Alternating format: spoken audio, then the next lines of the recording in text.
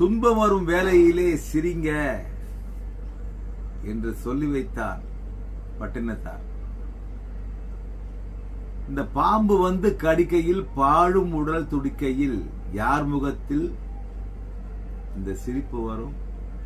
இது போல பழிகள் வரும்போது, ஒரு உண்மையானவனுக்கு ஏற்படக்கூடிய பழிகள் வரும்போது, தெய்வத்தையே நம்பியிருக்கக்கூடிய மனிதனுக்கு மீது பழி வரும்போது, பாவம் வரும்போது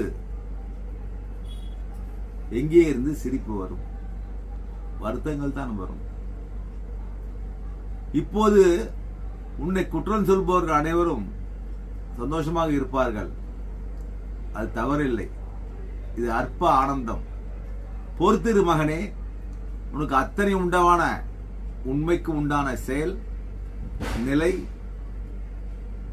உனக்கு உண்டான வெற்றியும் நியாயமான கோரிக்கையும் என் அப்பன் கருப்பனால் கண்டிப்பாக சத்தியமாக உனக்கு நிறைவு தரப்படும்.